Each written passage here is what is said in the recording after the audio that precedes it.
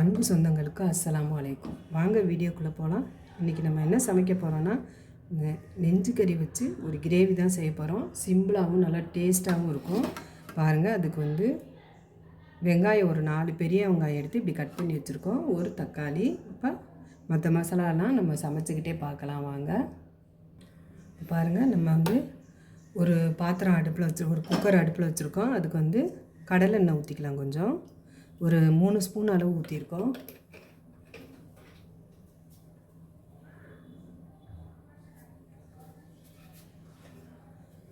தாளிக்கிறதுக்கு 1 ஸ்பூன் சோம்பு, ஒரு வரமிளகாய், கொஞ்சம் கருவேப்பிலை. இப்போ எண்ணெய் காயிட்டும். இது நல்லாயிருக்கும், சிம்பிளாகவும் இருக்கும், நல்லா டேஸ்ட்டாக இருக்கும். இந்த கிரேவி சாம்பாருக்கு, ரசத்துக்கெலாம் ரொம்பவே சூப்பராக இருக்கும். வாங்க, இப்போ சோம்பு போட்டுக்கலாம், வரமிளகாயும் போட்டுக்கலாம்.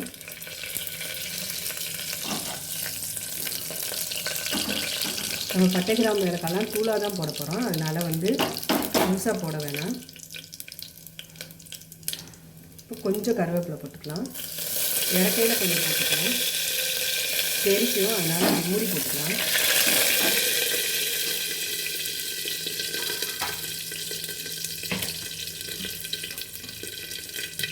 பாருங்கள், இப்போ வெங்காயம் போட்டுக்கலாம். அது எண்ணெய் தெரிக்காமல் இருக்கிறதுக்காக அந்த மூடியை நம்ம அப்படி போட்டுக்கலாம்.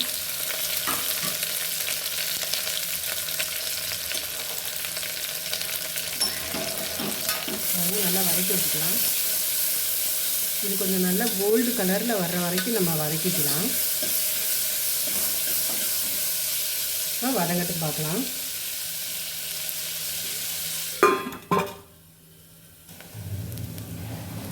பாருங்கள், வெங்காயம் இந்த அளவுக்கு வதங்கிடுச்சு. இந்த அளவு வதங்கினா போதும், ரொம்ப செவக்கணும்னு இல்லை. இப்போ நம்ம எடுத்து வச்சுருக்கோம். இது நல்லா கழுவி மஞ்சள் போட்டு சுத்தம் பண்ணி வச்சுருக்கோம்.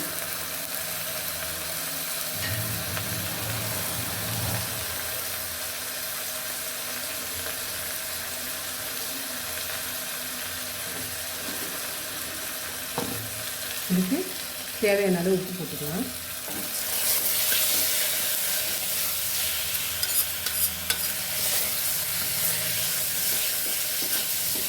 இந்த கறியில் உள்ள அந்த தண்ணி பூரா இஞ்சி கறி நல்ல கலர் மாறணும், அது வரைக்கும் வேகட்டும். பாருங்கள், இப்போ நல்ல கலர் மாறி வருது. இப்போ இதில் இஞ்சி பூண்டு பேஸ்ட் இந்தளவு போட்டால் போதும். நம்ம கிரேவி தான் செய்ய போகிறோம், அதனால் இந்தளவு போட்டால் போதும்.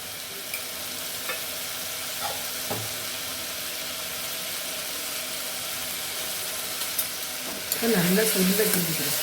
இஞ்சி பூண்டு நல்லா பச்சை வாடை போகணும்.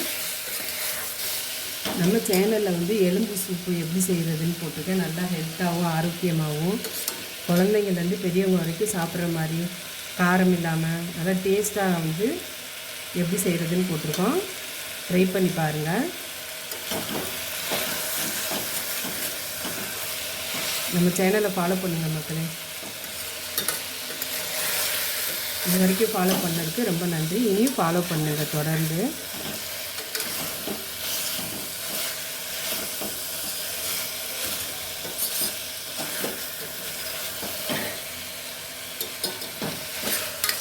நல்லா பச்சை வாடை போகிற அளவுக்கு நல்லா கிண்டிக்கலாம்.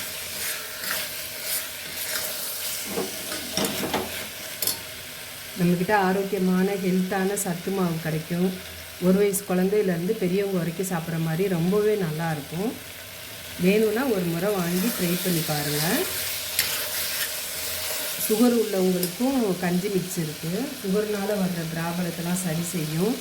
அந்த உடம்பு எரிச்சல், கை கால் எரிச்சல்லாம் இருக்காது அந்த கஞ்சி சாப்பிட்றப்ப. நரம்புலாம் நல்லா ஹெல்த்தாக இருக்கும். வெயிட் லாஸ்க்கும் நம்மக்கிட்ட இருக்குது. நம்ம சேனல்லையும் போட்டிருக்கோம், பாருங்கள். நம்ம சேனலில் போய் பாருங்கள். நீங்கள் அது போல் கூட செஞ்சுக்கலாம். சத்து மாவும் வெயிட் லாஸ் கஞ்சியும்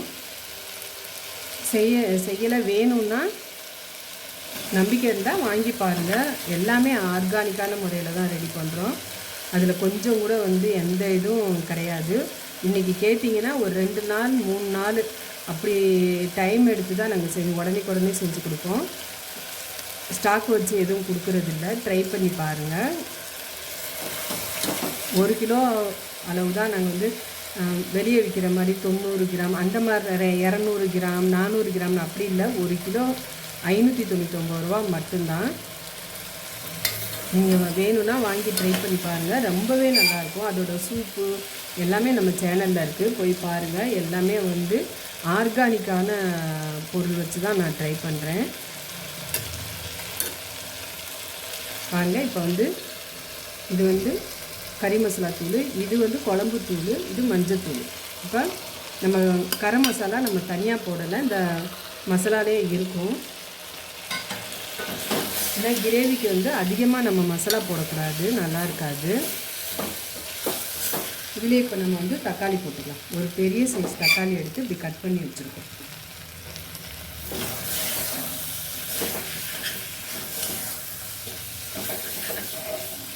இப்போ இதுக்கு தேவையான அளவு தண்ணி ஊற்றிக்கலாம். பாருங்கள், நல்லா வதக்கிட்டோம் நம்ம.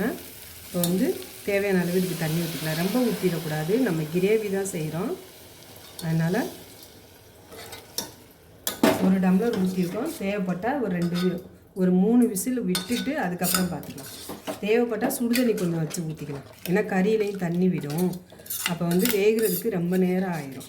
இப்போ எல்லாமே நம்ம போட்டுட்டோம். இப்போ இதை மூடி வச்சு ஒரு 3-4 விசில் விட்டுக்கலாம். குக்கர் எந்த அளவுக்கு வேகுமோ, ஒரு குக்கர் 2 விசிலில் வேகும், 4 விசிலில் வேகும். இது நான் 3 விசில் விட போகிறேன். வாங்க பார்க்கலாம். பாருங்கள், இந்த கிரேவி வந்து எப்படி ரெடி ஆகிடுச்சுன்னு. நல்லா கறி வெந்துருச்சு பஞ்சு மாதிரி. இப்போ இந்த சைஸு லெமன் புழிஞ்சிக்கலாம். ஏன்னா நம்ம தக்காளியில் வந்து புளிப்பே இருக்காது, அதனால இதில் லெமன் போட்டுக்கலாம். இந்த அளவு கருவேப்பிலை போட்டுக்கலாம். கருவேப்பிலை எவ்வளோ போடுறோமோ அந்த அளவுக்கு வாசமாக இருக்கும். பாருங்கள், கலர் பாருங்கள் எப்படி இருக்குன்னு. இது நம்ம வந்து உண்ண வேணும்னாலும் கொஞ்சம் சுண்ட வச்சுக்கலாம். இந்த அளவு போதுன்னா இப்படியே வச்சுக்கலாம். அவ்வளோதான், ஒரு சூப்பரான ஒரு கிரேவி ரெடி பண்ணிட்டோம். இது நம்ம அப்படியே கூட சாப்பாட்டில் போட்டு சாப்பிட்லாம்.